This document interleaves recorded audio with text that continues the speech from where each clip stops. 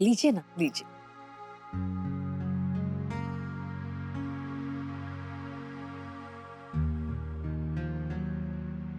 लो, मिठाई आ गया। ला इधर।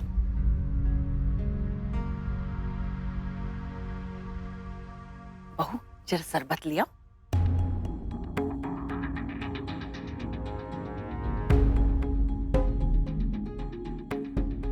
लीजिए, लीजिए ना। हमारी आसी बनाई है सब कुछ। अच्छा, हाँ, बड़ी सुशील लड़की है। एक सुगड़ बहू बनने का सारा लक्षण है उनमें। और सिलाई कढ़ाई में तो शरबत आ गया। रखो रखो।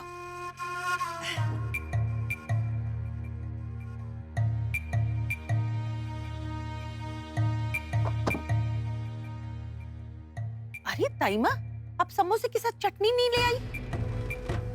बहू, जरा चटनी लेके आओ तो।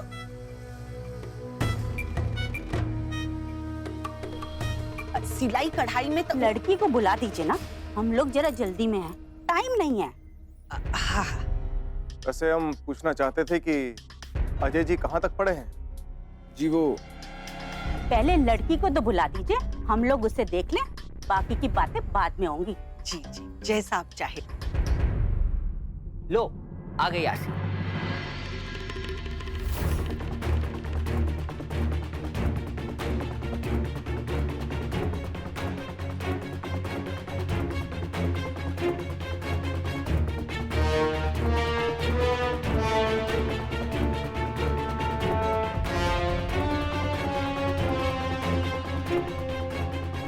नमस्ते करो।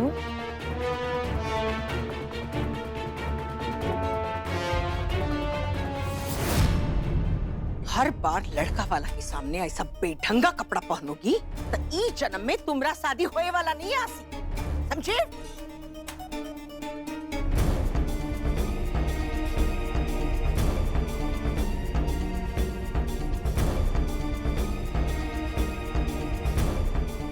इतना अच्छा साड़ी भेजे थे, काहे नहीं पहनी? इतनी बड़ी हो गई लेकिन अब बात करने का ढंग है न पहनने ओढ़ने का। हर बार ऐसा ही होता है। पूरा गांव में हमारा परिवार का बदनामी करने का ठान ली होगा तुम।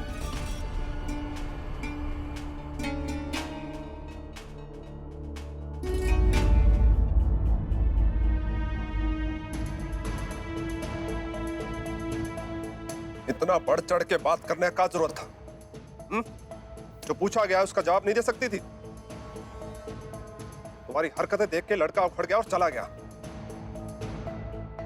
उन्होंने कहा था कि उन लोगों को कोई जरूरी काम है, हो सकता है वो काम के लिए चले गए हों। ऐसा कुछ नहीं है, इससे घबरा कर चले गए वो लोग। पर मैंने ऐसा क्या किया था? बस उठे और चल दिए। कहा कहा ना कहा उन लोगों ने। अब उनके फोन का रास्ता देखना पड़ेगा।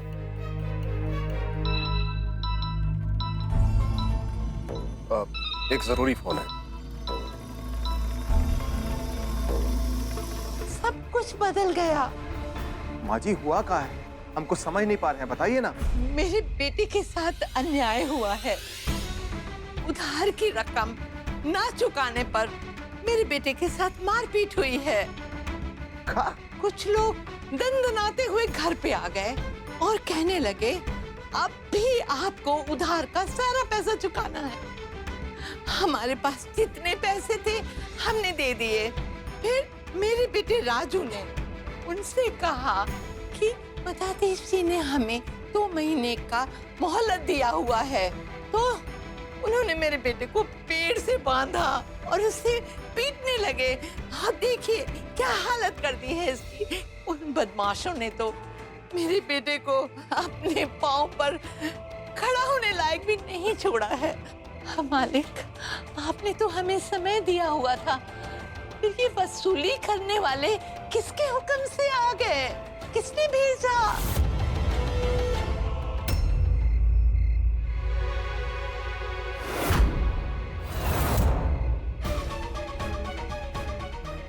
गलती हो गया माँ जी,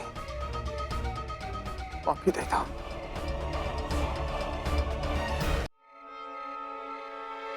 फिर जाओ, डंडा लेकर आइए।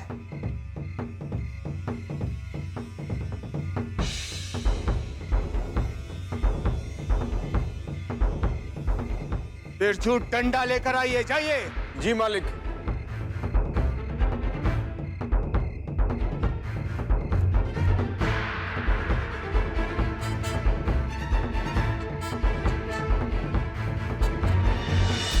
माँ जी, ये आइए।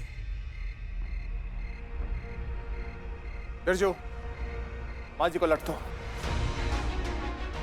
माँ जी, बिरजू से डंडा लीजिए और मारिए हमें।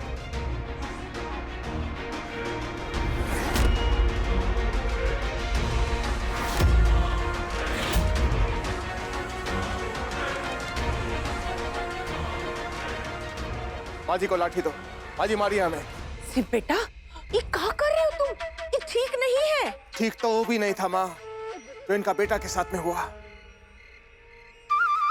न्याय सबके लिए बराबर होता है। माँ जी, हमको डंडा मारिए।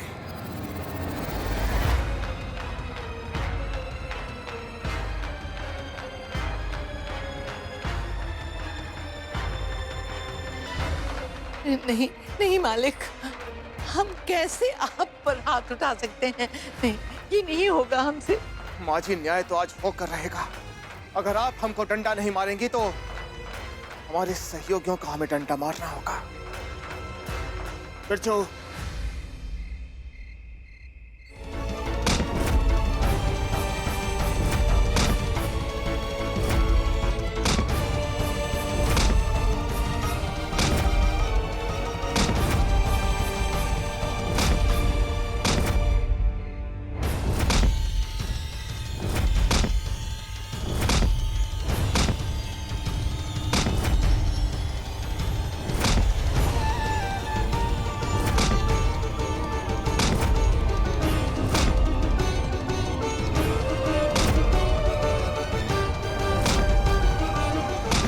देख रहे हैं, भाई साहब की महानता की वजह से आज आप बच गए, वरना उनकी जगह आप पिट रहे होते।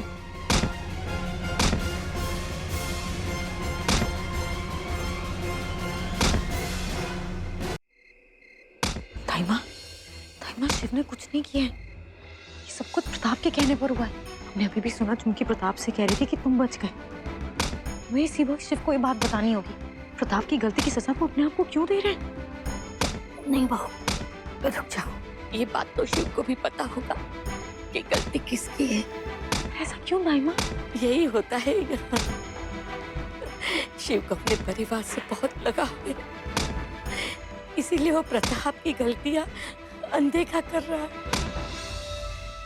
कैसा लगाव है?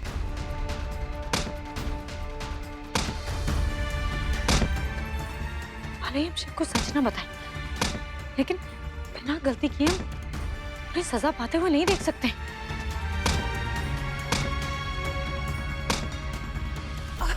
बिरजू, बिरजू रुको, रुको, बस करो। कितना मार दिया, खून निकल रहा है। अगर हमारा बेटा अपराध किया है तो हम भी अपराधी हैं। हमको भी सजा मिलना चाहिए। हमसे अपना बेटा का तकलीफ नहीं देखा जाता, नहीं देखा जाता। मालकिन जी, हमारे सर पर और पाप मत चढ़ाइए। हम इनकी दशा तो देखिए। बस कीजिए, हमें नहीं चाहिए न्याय। सारा गांव जानता है कि ऐसा हुक्म आप कभी दे ही नहीं सकते, ना मालकिन जी दे सकती हैं। कहाँ जा रहे हो आप? गंगा बिटिया से मिलना है, हम उनके मायके से आए हैं। बहू घूंघट,